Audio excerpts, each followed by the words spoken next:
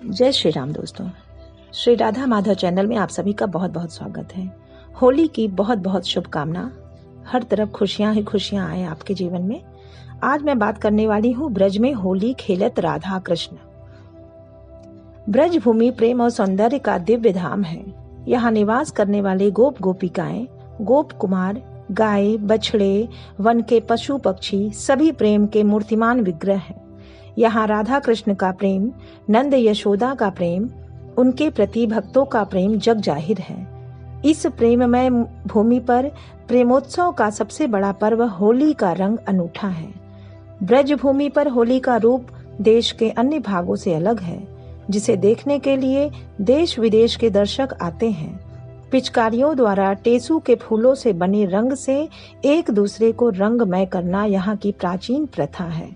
पंडित रूप किशोरी जी लिखते हैं, रंग चुचात भये गात लाल बाला गोपाल मही दब दोरी, खेलत किशोरी हंसे घनश्याम सखा दय दय खोरी। यहाँ रंग गुलाल के साथ राधा जी और कान्हा जी की टोलियों के बीच घमासान मचता है तो सारा गगन मंडल लाल हो जाता है।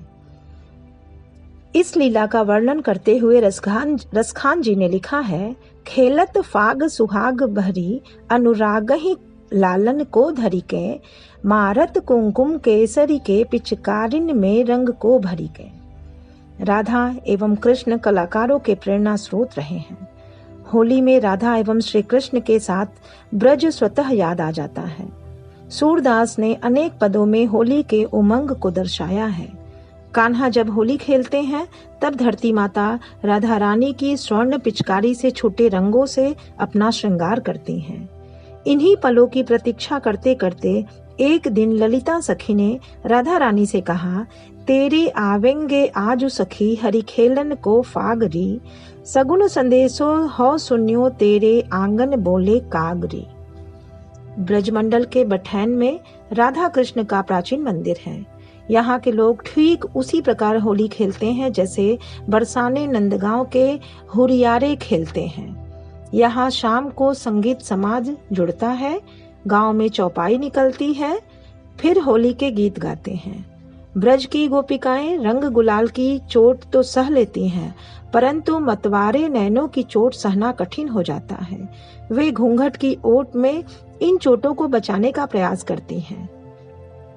मत मारो दृग की चोटन, रसिया होरी में मेरे लग जाएगी, अब की चोट बचाए गई हूँ करी घूंघट की ओट, सास सुने मेरी ननद लड़ेगी, तुम में भरे बड़े खोट, पुरुषोत्तम प्रभु वहां जाए खेलो जहां तिहारी जोट। होली के दिन कालिंदी पर एक ओर श्री कृष्ण अपने सखाओं गोप बालकों के साथ हैं और दूसरी ओर राधा अपनी सखियों के साथ आई हैं। होली में वे एक दूसरे के परस्पर स्नेह सिक्त गाली देते हैं। हाथों में स्वर्ण पिचकारी लेकर एक दूसरे पर केसर मिश्रित रंग डालते हैं, अबीर गुलाल उड़ाते हैं। महाकवि सूरदास के अनुसार, होरी खेलत यमुना के तट कुंजनी तट बनवारी, दूत सखियन की मंडल जोरे श्री वृषभान दुलारी। होली मनाने की कई परंपराएं ब्रज के आंगन में विकसित हुई हैं। कहीं उसने कोमल, मध्यम तो कहीं उग्र रूप लिया है। वृंदावन में गुलाबों के फूलों की पंखुड़ियों से रंग मंच पर राधा कृष्ण होली खेलने लगे तो नंदगांव बरसाना में महिलाएं लठ चलाने लगी। इस पर काव्य हास्य कवि काका हाथरसी ने लिखा है, बरसाने की होली देखो, हुरियारों की टोली देखो, टेसू के बसंती रंग में भीगे लहंगा चोली देखो, त्रिया चलाती लाठी देखो, पिटते पूत त्रिपाठी देखो, ब्रज अंचल की प्रथा पुरानी, होली की परिपाटी देखो। कहते हैं होली का वो त्योहार भगवान श्री कृष्ण ने आरंभ किया था। उससे पूर्व यह त्योहार होलिका दहन तक ही सीमित था। भगवान श्री कृष्ण ने इसी दिन पूतना नाम की राक्षसी का संहार किया था। इससे समूचे ब्रजमंडल में खुशी की लहर दौड़ गई थी। गांव के लोगों और गोप गोपिकाओं ने रंग खेलकर और रास लीला मनाकर खुशी की अभिव्यक्ति की थी। इस पर भक्तिमती मीरा बाई ने लिखा है, होरी खेलत है गिरधारी, मुरली चंग बजत डफ न्यारो, संग जुवती ब्रज नारी।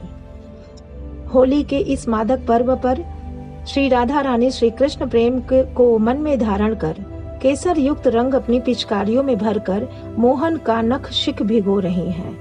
महाकवि भारतेंदु हरिश्चंद्र के अनुसार चहुओर कहत सब होरी हो होरी, पिचकारी छूटत उड़त रंग की झोरी।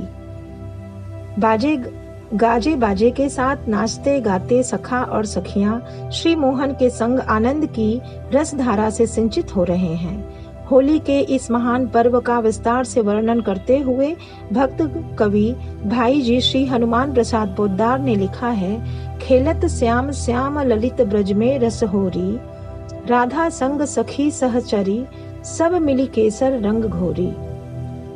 संध्या का समय हो गया। बरसाने की गोपियां एकत्र होकर दिन के समय कान्हा से किस प्रकार होली खेली इसकी चर्चा करने लगी। महाकवि रसखान के शब्दों में विशाखा सखी बोली, फागुन लाग्यो सखी जबते तबते ब्रजमंडल धूम मचियो है, नारी नवेली बचे नहीं एक बिसेख यहे सबे प्रेम अचियो है, साझ सकारे वही रस खानी सुरंग गुलाल ले खेल रचियो है, को सजनी नीलजीन भई अब कौन जुभटू जिही मान बचियो है। कहा जाता है श्री कृष्ण के बड़े भ्राता बलराम ने राधा से कहा, भाभी हम भी होली खेलेंगे।